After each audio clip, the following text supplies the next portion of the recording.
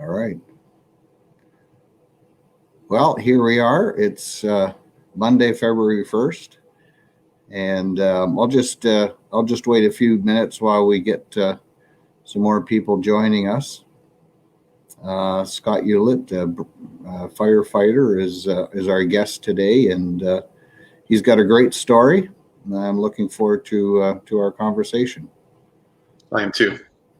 Yeah.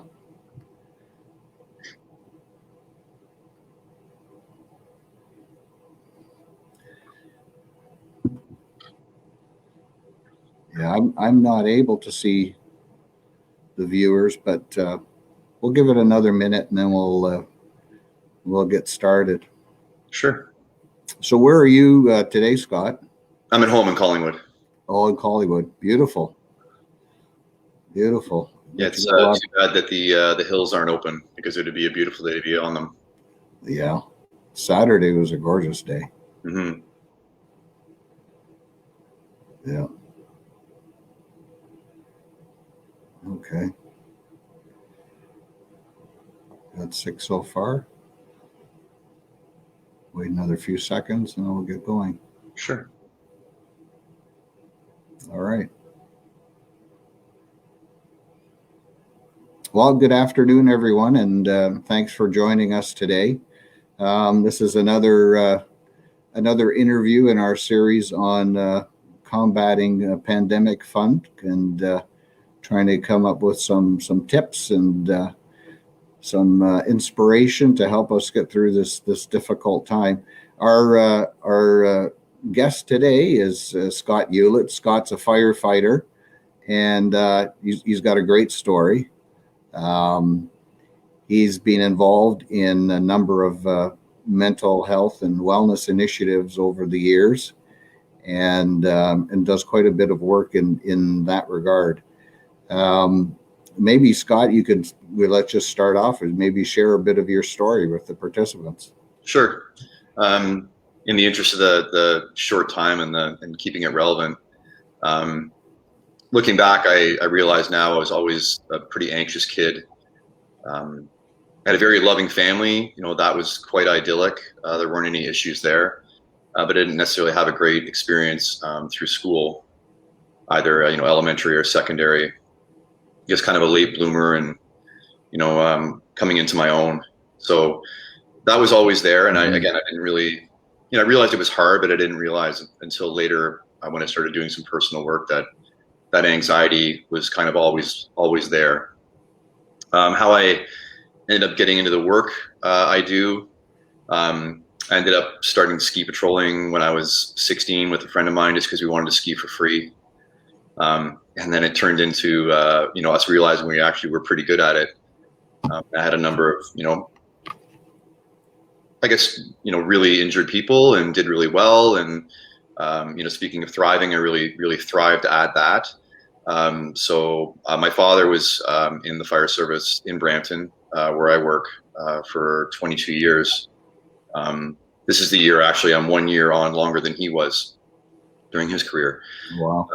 But I had a bit of in my mind, a bit of a rebellious mentality where I didn't necessarily want to do exactly what he did. So I tried a few other things, but I eventually realized that it was sort of, as they say, in my blood. And what can I do that's sort of active and outside and helping people, and then it just became obvious. So I started down that path. So I'm in my 23rd year of firefighting, and I did 6 years as a part-time paramedic. Awesome. So I kind of see the roles, that kind of work from two different perspectives, which is really great. And then just through the job itself and life, I guess the compounding those two things, that's what really brought me to what I'd say my lowest point is probably around 2003, where I didn't want to be here anymore. Right, I was ready to leave, and I was done. I was overwhelmed. Didn't necessarily have the coping mechanisms. And then we've talked about this before, how you never know what the benefit of just random strangers being kind to you. So, in that moment, walking down a path, heading towards where I was going, and someone passed me and said, it's a nice day. And I guess that sort of gave me enough pause to shake me out of that fog for a moment. And then I checked myself into the hospital, spent a week there, and then that got me into speaking with a counselor. And I've had that same counselor now for 16 years. I don't see him as regularly as I used to, because as you get to handle your life a bit more, you don't need to check in as often, right? So and then that also then spawned me being into peer support, so mental health education and support of people at work. And then the Mental Health Commission of Canada, teaching the Working Mind program to our entire department and other fire departments, and then doing that recovery video that you've seen before, and I'm sure you're going to share the link to. So I guess that kind of sums up where we're at today. Yeah, that's great. So that was really the low point in your life, that point where you were considering ending your life, and as you said, you were on your way down to that location, and you ran across that stranger, and it was just that little acknowledgement that he gave you, and that kind of woke you up. That's a very powerful story. Yeah, you never realize I guess you do realize once you think more about it, but we're all having a different perspective on the day, right? We're in the same space in the same moment, but we see it completely differently. Yeah. Mm-hmm. So you've obviously worked your way back up to the point where you're able to reach out and to help others. Maybe talk a little bit about some of the work that you're doing with the fire department. Okay. Maybe I'll just start with. I started out as a medical instructor, and then on the fire side, and did live fire work as well. And so I'm very involved in the skills and tactics and the actual meat and potatoes of the job. But I guess realizing what I was going through, and then having that perspective that many others are probably going through the same thing, and then by me sharing my story and the things that I've done to make my way back, and to still maintain and work on my mental health, which is it's an everyday thing, just like your physical health. It isn't like you get quote unquote cured and then you never have to think about it ever again. It's a constant process. That led me to the peer support work, and then eventually co-leading the team for the last 11 years or so. And then I get, like I said, teaching, which was the R2MR program, which came from the military.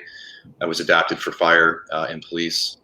And then, they changed it to the Working Mind. So we taught our entire department that. We also did a couple family nights, and we also do the R2MR, the Working Mind for the recruits. Every recruit class gets it. And then their families they also get the family version. So, again, just trying to year after year sort of push the space and the envelope to, a more holistic, broadly educated service and their families. And I really always see it more as I'm not a quote unquote life coach, but it's almost like life coaching.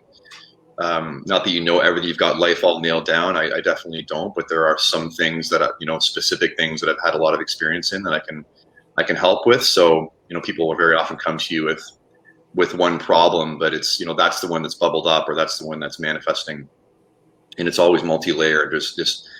We're a complex system, so it's not just one thing that you can address and your problems are going to go away. There's a lot of things underlying that, and that's what I've realized. Being brave enough to do the deep dive with speaking to someone and not wanting to sugarcoat it and to find out the root of it. So that's what I've wanted to bring to the members. And again, you can lead a horse to water, right? So as I mature, I've realized that some people are going to pick up on it and they're going to be ready and take the dive, and some people aren't.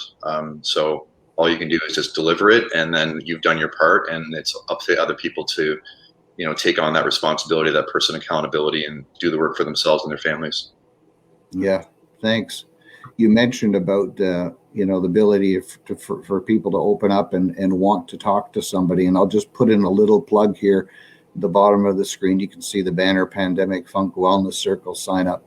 And for any of the participants is if you want to join a group of people that are trying to get through this pandemic situation with, you know, various degrees of stress and anxiety and so on, just please call that number and we'll get you hooked up.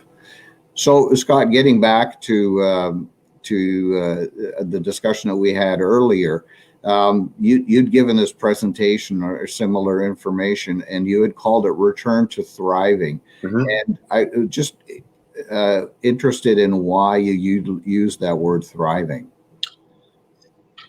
Yeah, so when I was trying to work through, so I struggle with generalized anxiety, and I don't necessarily think that's going to ever go away, but it's, it's learning how to manage it, being aware of it. And so I was trying a bunch of different things, doing all the things that you quote unquote should do.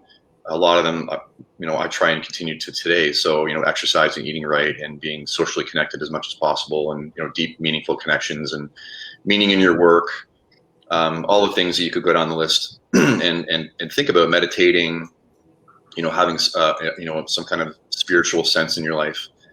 And those things were helping, but they weren't dialing it down enough. So for me personally, again, I'm willing to go down any path to find out what will work, and then if it doesn't, I'll backtrack and then try a different path. So my counselor wasn't necessarily keen on medication, but I wanted to, differential diagnosis, just sort of for, process of elimination, try it. And then for me, once I introduced that, everything else I did clicked, and it started actually helping. And the way I frame it for people is that I was always sitting at a 4 out of 10 anxiety level.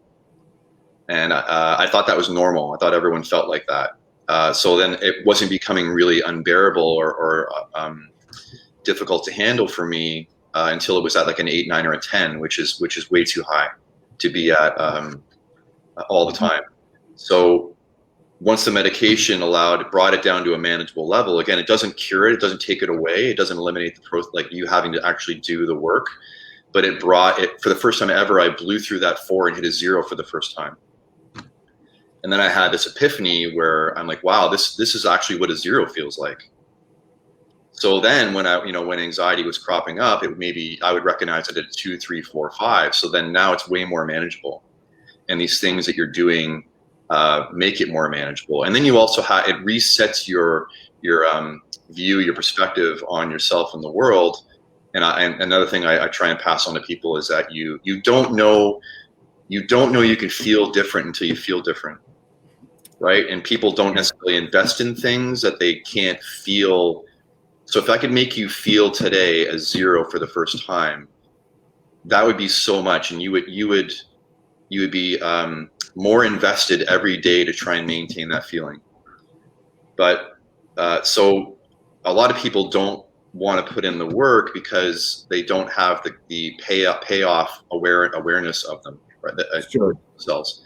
So it's really a leap, speaking of spirituality, it's really a leap of faith, right? It's a leap of faith. It's a hope and a trust in people that have been there to just put in the work day in, day out, and then eventually it'll physically and mentally click for you, and then you'll feel it yourself, and then you have that wake up like, oh, now I understand, right? Then you're personally invested and you're sort of on the path on your own, but you really need to trust in other people that have been there and just put in the work every day. Like just like when you work out physically, if you just start an exercise program, you don't decide January 1st and you work out once and you go upstairs and look in the mirror and go, why doesn't it work?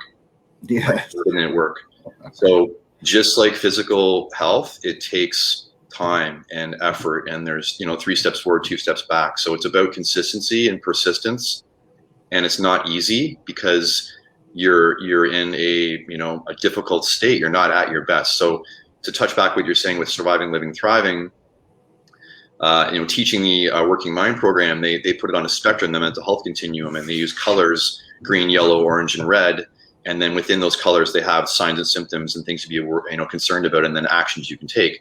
And from that, so give credit where credit's due, that sort of spawned in me this idea of you're either surviving, living, or thriving. And it's not like you get to one, you're not going to stay in one state all the time. So that's good news for surviving. You're not always going to be in survival mode.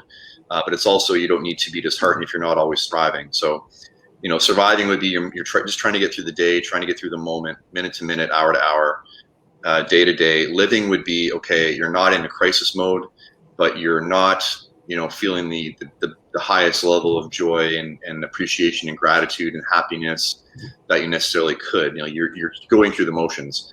And I would see thriving as, whatever you picture, say your best day ever. And you don't need to be in the thriving mode all day or for a week or for a month, but you'll start to recognize when you're thriving, when you're in flow, when you feel most like yourself. So it's about realizing that you won't always be in surviving. You can work through the stages and thrive again. You will have thriving moments, but that doesn't eliminate the fact that you're going to have more challenges, and there's this constant slide back and forth, and the mental health continuum speaks to that. For me, it just made sense to in my own mind, to think about it as surviving, living, thriving. I love your explanation of that, because I think a lot of people think you have to be thriving all of the time, and they look around and think others are, so why am I not like that? And they always say, what a quote that I've heard is, don't compare your inside to other people's outsides. Right. Yeah. And the idea that happiness isn't something that you get to, and then you're I'm happy. It's just happiness is a product of living your life in a way that that's best attuned for you. And the happiness is just a realization that you realize, oh, I'm happy in this moment. Right. That was a happy day. It's either in the moment you recognize it or upon reflection. But you don't achieve happiness and then everything's shiny and happy from then on out. And just quickly, I'll touch on that. Not too long ago, within the last year, I found myself actually back in the same, I thought, in the exact same place I was that day in 2003.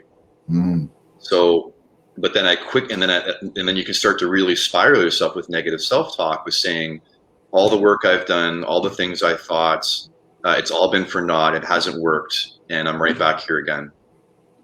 But very quickly, I realized that wasn't true, that I was emotionally back in that same place, but I wasn't cognitively, mentally back in that same place. Great point. Yes. Yeah. So, I quickly came out of it, because I realized I was a different person in the same situation, and I'm more capable, stronger, not necessarily stronger. It took a lot of strength to come out of that very first day, maybe the most strength I've ever had, but more capable, more educated, more aware, self-aware. I had more self-love. So that's what pulled me out quicker. So I think it's just realizing that you can go back to the same deep emotional hurt again and again and again and again in your life, but you don't have to be the same person in those moments, and you can be more capable of coming out of them and dealing with them than you were the first time. Awesome. That's a great way of putting it, because I think a lot of people get discouraged, when they get down again, mm-hmm. and think that they're failures. They're things are not working out, and of course then the anxiety builds again. Well, let me just touch a little bit on what got you to that point in terms of your own practices that allowed you to be in a more cognitively healthy and a position of realization. Mm-hmm. Well, the more you talk about it, the easier it gets, right? There's a quote, happiness shared is happiness multiplied, and pain shared is pain divided. So, and the more you speak about things, the more you experience yourself saying the words, and you're actually, rewiring your brain, more and more, believing in those, committing to those things that you do. So thinking about it for sure, helping others. And I think sometimes we think that maybe, well, I can't help other people until I'm completely, like we had this idea, like I had this ideal in my mind that I had to be this certain person before I can start helping. But there's always someone a couple steps maybe, behind where you were in that one place in your life that you can share something to that help them along. So cumulative stress is something, or secondary trauma is also another way to put it. But there's also vicarious trauma, but another way of putting it is vicarious resilience. So there is a positive feedback loop of helping people, and it also helps you too. You do need to check yourself and make sure you're in a good mental, emotional place to be able to be helpful to somebody. You need to be honest with them about that, but helping people really helps. And then you do honestly have to commit to being healthier physically. So eating properly and exercising regularly, however those two things look for you. You're a complex, intricate, unified system. So we very often have this dualistic thinking of physical and mental. So they're both tied together. So one affects the other. So if you've ever had butterflies or nerves when you have to do some kind of talk, well, that's you thinking mentally and having a physical reaction, right? Mm-hmm. Or if you've ever been hurt, really badly and had to been off work, and then you've had some depression or you've been down about that, then again, that's a physical thing you're dealing with having a mental effect. So they are one and the same. Your brain's an organ. So the nutrients and the thoughts you put in it both have an effect. So definitely that is key. And then trying to have some sort of meditation or mindfulness practice. Again, there's a number of different versions of that. So however that looks for you, it's really just about committing, about going down different paths, educating yourself, looking at different things and trying things out and not expecting each thing you try to work. Just keep trying things and things will eventually click and you'll find what lifts you out of it. So that self-awareness and tying into self-care is what's kept me going. Awesome. So I'm just going to repeat those points. I made notes of them as you were talking. So one is talking with others and speaking with others and just being engaging in a conversation about your own situation is quite helpful. As you say, sharing your situation, helping others, so reaching out, and it could be it doesn't have to be anything significant. I mean, obviously what you're doing is quite significant. We're not all at that level. It could be just small things, just like, calling people up or doing something for them that you know they'd appreciate. You talked about the health part, like your eating and your exercise and your nutrition part of it. And then you mentioned about meditation and so on. And I know that through the church we offer things like guided meditation, mm-hmm. As well as different types of prayers and whatnot. So that's all very helpful. Great. I've actually recorded one and put it up on a meditation app. I don't know if I shared that link with you, so I will share it with you. Maybe you can put it with the other links with the. Sure. Yeah. We'll do that. Great. And you also produce podcasts, before I forget. Yeah. So I think after being on long enough and being involved long enough and having a handle on the job as best I can where I'm at now, and then with the mental health side of things too, and realizing how important stories are, I started what's called the Multiple Calls podcast in February of 2018, and there's 32 episodes up now. Probably wow. After the next episode, there'll probably be over 100,000 plays. So it's obviously the intent is being felt and it's being appreciated and people are enjoying it. So it's more about, and again, having this holistic view of people, not just this identity that you are a firefighter. It's for me, it was more about I wanted to know the person's story. So right from like, where did you grow up? And, how were you as a kid and academically and hobbies and sports and interests and first jobs, and then what exposure to the fire service. And then when did you decide to get on? What was the process like for that? What was, recruit class like? What was your rookie years like? And then we get into, stories that they may have to share. They're impactful. They're not necessarily like, they're very rarely ever graphic. They're more, humorous or touching or things that may offer, epiphanies for people. And then we definitely touch on mental health and physical health. We talk about brotherhood and family and the family in the fire service. And then there's a few tactics in here and there if that's really what the person's involved in, but it's really something that anybody can listen to. I wanted it to be more human, and sort of draw the veil back, and not just this idea that you picture in your mind this stereotype, and realize that there's real people of varying different backgrounds and perspectives behind all that gear. Awesome, man. That's incredible. I mean, you've got this amazing story of from the person that you were when you're at your low point to the work that you've done over the last 11 or so years, and as you just described, the podcasts and whatnot, which are reaching out to all sorts of people. Mm-hmm. Well, I think it's important for people to know too that I think it's just important for people to know too that I still have to work at it every single day. Like, I don't want to exercise every day. I very often think to myself, well, I guess I'm going to go downstairs and do what I don't want to do. Right? You just have to, get up and do it. And sleep is really eluding me for the last while. I've been under a lot of stress for the last 3 years. I've seen it show up in my work and making mistakes. So I've had to, choose to take days off to recenter myself so I'm able to be in and be effective and not be a danger. Not that I was ever a danger, but I take it that seriously, right? I need to show up, be ready to work. Yes. It's not a game. So I literally still have to work at maintaining myself every day. So it's important for people to know that. Yeah, that's a great point. Yeah, you don't just do it once or over a few years and then walk away from it. Yeah, it's a way of life. Yeah. Yeah. So prior to the broadcast, we had selected a scripture verse, a Bible verse, which is going to be showing up in a couple of seconds here. There it is. And so just taking a look at that, how does that verse resonate with you? Yeah, when you first said this to me and we talked, I sort of laughed to myself because it was sort of synchronistic that I had just finished the book, The Hidden Life of Trees. And I know you're going to share that link. And then you said you just purchased it, so I'm really excited to excited to hear what you think of it.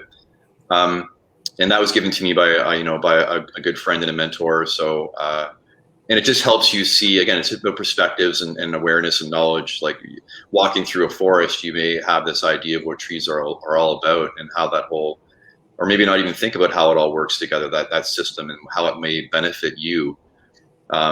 And how we need to care about it. So that's what it did. It made me aware of how deeply important it is, not just to be in nature, but to be around trees and to see them with this whole new perspective. And I'd always been aware of the idea of, the Japanese call it forest bathing, right? When they go and they hike, and again, if you read the book, you'll understand more of like what trees are actually giving you, energetically. Through your senses when you're around them. And I've always had great benefit from mountain biking and hiking, and I road riding's never really done it for me. I've always wanted to be in the forest. So there's that piece of it. And then I just think like we were just talking about that your roots may be old in the ground, right? And that doesn't mean you're free and clear and that you're not going to face what could be the biggest challenge of your life. I mean, I know I touch on this one thing. There's a number of things that I've faced, and who knows if that's just my perspective of that's what the worst is, right? There may be something coming that's even worse than that. But the Dalai Lama also talks about never quitting and never giving up, no matter how hard it gets. So I think really that's what that speaks to for me. Yeah. I when I first read it, and it says, "For there's hope for a tree if it be cut down, that it will sprout again, and its shoots will not cease." It's like you're saying, the roots are old, and there's always life in it. So even when we're knocked down, yeah, when we're cut down, as you had described in your life, that there's still roots, there's still shoots that are going to sprout again, and life continues. So it's a great verse, and it ties in quite well with your own experience and what you just shared with us. So yeah, I think you just need to realize that you are going to feel cut down, and in those moments, the only thing you have might be hope and faith. That might be all you have in that moment. Yeah. But if you have those two things, then you may not even have hope, right? And hopefully you have other people around that have hope and faith, but that may be all you have to get started again. It's a really hard place to be in, but I will never minimize it, but it is possible. I'll just leave it as it's possible. Yeah, absolutely. Mm-hmm. Yeah. There's always hope. Sometimes you don't see it, but there is always hope. And like you say, it's good to have people around you that remind you of that. Yeah, there's just quickly, there's a great documentary or person that speaks about the Golden Gate Bridge, and he was in that dark place and decided to leave the planet, and when he jumped off the Golden Gate Bridge, and he said as soon as he survived it, and he said anybody else that he's talked to that has done the same thing, the moments their hands leave the railing, they realize that they made a mistake. So that was really powerful to me, that even in those darkest moments, when you finally do make that commitment, very quickly you realize, it's ingrained in you, it's in you to continue, right? Oh, great. Thanks for sharing that with us. And thanks again for your story. And as Diane indicated there in the chat room, thanks for sharing that your honesty. It's not an easy thing to talk about, but it gives you a lot of credibility, that honesty, and I'm sure it will have spoken to a lot of people today and other people who will view this later on. So thanks for your time, Scott. And if you don't mind, I'm just going to close with in prayer. We've reached the end of our time. All right. So, dear Lord, thank you. Thanks for this day. Thank you so much for Scott. Thanks for being in his life and for showing up in his life when he needed you the most. And thank you for the courage and the strength that you've given and imparted in him, so that he can make such a great difference in other people's lives. We ask that you continue to be with him and others like him. We thank you and ask this in Jesus' name. Amen. Thank you. Awesome. Thanks, Scott. Take care. Take care.